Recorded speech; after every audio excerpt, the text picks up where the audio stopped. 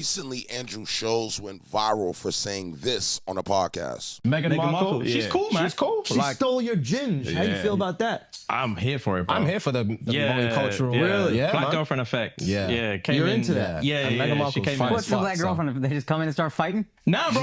you guys don't know about the black girlfriend effect. She just... Wait, what is the black girlfriend effect? This Oh, you don't know about glow up the other culture. Yeah, so you'll see a guy who's had a black girlfriend, all of a sudden he's got buzz cut, like clean shape up. Glows up, bro. I like that. I like that. They shave their hair because they start losing it. Because they're so stressed being around this black girl complaining about shit all the fucking time. That's why they gotta shave their hair. Nah, bro. White guys with black girlfriends, they grow a beard because there's more cushion when they get slapped the fuck out of. That's hilarious. I think the black girlfriend effect. It might be a protective instinct, bro. You think? Protective. Yeah. Do you guys have you ever had black girlfriends? Yeah. Have you ever had white girls? Yeah. Oh wow. Okay. What's your favorite?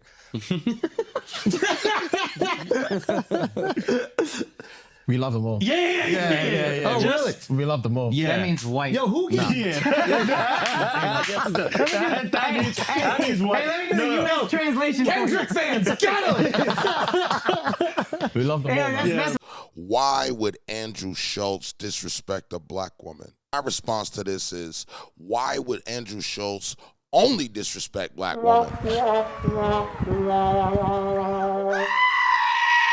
Andrew Schulz, we know you to go in on everybody. And that's the problem. When you're really conservative and you don't know what's going on, you get caught up in things like this. The first thing is, when you think about the two podcasters from the UK, is we don't know if the black experience there is the same as the black experience for African Americans or black people that grew up in America. I'm sure to be on this media tour in the US and to sit with Andrew Schulz was a big thing for them. I don't care if it was a big thing. And in addressing Andrew Schulz, who I do think is funny, who sits with Charlemagne and has some of these discussions about the culture, I believe he got too comfortable. So I would like to explain some things to him. I want to explain to him the black experience, the black woman experience from my point of view. It was watching my mother start from a bank teller and work her way up for decades to run her own collateral department, only to be mistreated when the bank was sold to another bank. This ain't about no black woman experience, it's a joke. We gotta stop being so offended, damn. You get caught up in complaining on the internet because a comedian said something. Now, this is their job. If you agree, agree. His job is to clown people. Nobody is exempt.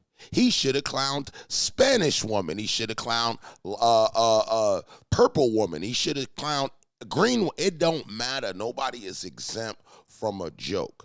Now, let's do it like this. The people that are the most complaining, when you are around your friends, there's no limit to what you say. And I don't think there should be a limit to what you say as a comedian. That's what you're doing. Black women want to get offended, then trans need to get offended. And white women need to get offended. And the gays need to get offended. Because I've seen this man insult everybody. There's the NBA and there's the WNBA, my boy. I mean, shit, WNBA 2024, you know, they going crazy, man. Yeah. Shouts out Caitlin Clark. And shouts out Angel Reese. I know you had to do that. And shouts out Kai Siri. You know Kai Siri? Yeah. Shout. I have no idea what the fuck So that's let me about. just ask you, as a black dude, like when you said shouts out Caitlin Clark, was there like a buzzer that went off in your head, like say a black woman real fast, or else people will think they're gonna call you a sellout? Yeah. I like that you kept it real. You can't leave a camera right. And then you had to say two black girls. No, I think it Kai Siri, so she's fine. She's so beautiful. I saw her in real life. She's beautiful. It's ridiculous. Really? Yeah, and she's not as tall as I thought she would be. And nobody's ever been off limits. So I don't understand how today, all of a sudden, it's off limits. What's even more corny about it is the guys that had him on the podcast, right, or I think it was the other way around, said this in an apology. So if you know, you know. If you don't, that's fine. But we just wanted to address something that's happening at the minute. This past weekend, there's been a couple of clips going around from when we did a session on the Flagrant podcast while we were on our US tour. And there were a few jokes made that were incredibly inappropriate. one Incredibly. specifically pertaining to black women. Yep. And in the clip, Andrew was making a joke. I'm not even going to get into specifics. Making a frankly racist joke. Yeah. And we were laughing at it. And to give, there's first of all, before we get into like specifics or anything like that, obviously there's just literally no excuse. There is no excuse. Agreed. And fight or flight is a real thing. Like it is, yeah. Fight or flight is a real thing, and it's so not easy to say, but when you're in those situations, you look at it through a lens of like, bro, if it was me, I promise you I'll stand up, I'll kick them cameras down, I would smack homeboy in the face, I would say this, I'll do that. But when you're in there, you're in shock. You're in shock, and all you want to do is move on. Yeah, move on is the fucking word, bro. All you want to do is fucking move on. Just move on to the next thing. Just move on to the next thing. And like we had to say a few times, bro, just move on. Just move on. So many different topics. We were like, move on. And yeah. It's not even like about pity laughs or anything, but we just wanted to get out of that situation. Literally get out of that situation, keep the ball rolling. And we thought it was going to be more of like a bros chat, but it ended up being something that's ended up being something that's like really, really hurt people that look to us for support and look to us to feel protected. And protected is the main thing that I wanted to discuss, is that it is our duty to protect you guys. Facts. And it is definitely not cool to be in that situation. And again, not be the ones to stand up and kick the cameras down. And we fucked it on that occasion. We did. It's not going to happen again. And it's about being human. It's about realizing that you don't know what you're prepared for. You don't know how to prepare for something you don't know that you don't know what's yeah. going to happen. Yeah. And once it's happened one time, you're like, fuck, all right. You learn from your mistakes, and that's literally You learn from your mistakes. Yeah, we man. fucked it, and we're What type of eating ass is this? If you said it, you had a good time, stand on it. At the end of the day, when you give people power in certain situations, right?